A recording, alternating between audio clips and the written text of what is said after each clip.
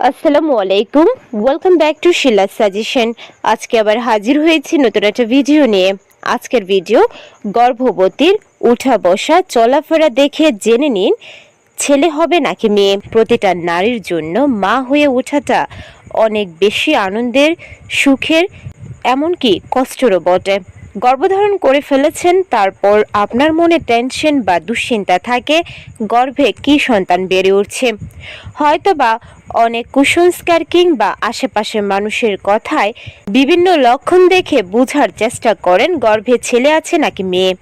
পুরনো আমলে এখনকার মতো আল্ট্রাসাউন্ড ছিল না, যার মাধ্যমে খুব সহজেই গর্ভে কি সন্তান আছে তা জানা যাবে।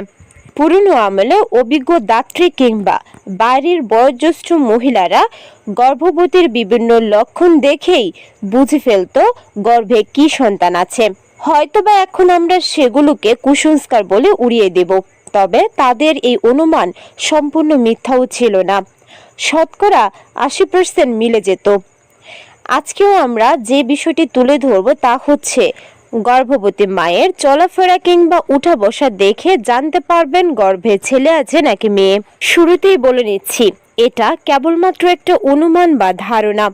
গর্ভবতীর উঠা বসা কিংবা চলাফেরা দেখে 100% সঠিকভাবে বলা যাবে না গর্ভে ছেলে আছে নাকি মেয়ে। একমাত্র মহান সৃষ্টিকর্তাই জানে আপনার গর্ভে কি সন্তান বেড়ে উঠছে। তাই এই অনুমান যদি কারোর সাথে না মিলে তাহলে রাগ করবেন না, এমনকি তা নিয়ে খুব বেশি আজে বাজে কমেন্টসও করতে যাবেন না। এটা কেবলমাত্র একটা গবেষণার ফল, যা অনেকের সাথে মিলে যেতে পারে। যদি একজন গর্ভবতী মা খাট কিংবা কোনো চেয়ারে বসে থাকে আর তার থেকে ওঠার সময় তার ডান হাতটি বাড়িয়ে বা ডান হাতের উপর ভর দিয়ে ওঠার চেষ্টা করে, তাহলে বুঝতে হবে আপনার গর্ভে ছেলে সন্তান আছে। কারণ গর্ভে ছেলে সন্তান থাকলে ডান পাশে থাকার সম্ভাবনা বেশি থাকে এবং গর্ভবতী মা নিজের অজান্তেই হরমোনগত চেঞ্জের কারণে ডান হাতের উপর ভর দিয়ে ওঠার চেষ্টা করে। আর যদি গর্ভবতী মা নিজের অজান্তেই বাম হাতের উপর ভর দিয়ে উঠে বসার চেষ্টা করে বা দাঁড়ানোর চেষ্টা করে, তাহলে ধরে নিতে হবে গর্ভে কন্যা সন্তান রয়েছে।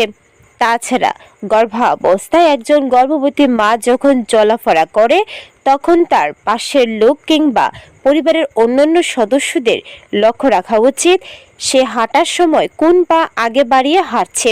যদি গর্ভবতী মা হাঁটার সময় তার ডান পাটি আগে বাড়িয়ে দিয়ে হাঁটার চেষ্টা করে, তাহলে ধরে নিতে হবে গর্ভে ছেলে আছে। আর যদি চলার সময় শুরুতেই তার বা পা আগে চলে, তাহলে বুঝতে হবে তার গর্ভে কন্যা সন্তান আছে।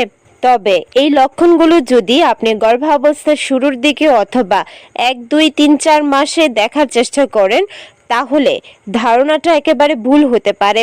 কারণ এই লক্ষণগুলো আপনাকে লক্ষ্য রাখতে হবে গর্ভাবস্থার 6 থেকে 9 মাসের মধ্যে। এমনকি গর্ভবতী নিজেও হয়তোবা এই লক্ষণগুলো খেয়াল করতে পারবে না। এই দায়িত্বটা তার পরিবারের সদস্যদের নিতে হবে। গর্ভাবস্থায় গর্ভবতীর পক্ষে এটা লক্ষ্য রাখা সম্ভব হয়ে উঠবে না যে সে চলাফেরা বা উঠা বসার সময় কোন পা কিংবা হাত আগে ব্যবহার করছে। আমরা আগেই বলেছি, এটা কেবলমাত্র একটা ধারণা বা অনুমান। এভাবে হয়তো বা 100% সঠিক রেজাল্ট পাওয়া সম্ভব নয় গর্ভে ছেলে আছে নাকি মেয়ে। কারণ একমাত্র মহান আল্লাহ তাআলাই জানে গর্ভের সন্তান কি হতে চলেছে। আর আল্ট্রাসোনোগ্রাফি করলে হয়তো বা কিছুটা হলেও সন্তোষজনক রেজাল্ট আপনারা পেতে পারেন। তবে আমরা বলবো গর্ভাবস্থায় এসব নিয়ে দুশ্চিন্তা না করে গর্ভের বাচ্চাকে সুস্থ রাখতে নিয়মিত খাবার খেতে হবে, বিশ্রাম নিতে হবে এবং মন সবসময় ভালো রাখার চেষ্টা করতে হবে, যাতে করে গর্ভের বাচ্চা সুস্থ, স্বাভাবিক এবং সঠিকভাবে বৃদ্ধি পায়। আপনার এবং অনাগত সন্তানের সুস্থতা কামনা করছি। ভিডিওটা ভালো লাগলে চ্যানেলটিকে সাবস্ক্রাইব করতে ভুলবেন না। আল্লাহ হাফেজ।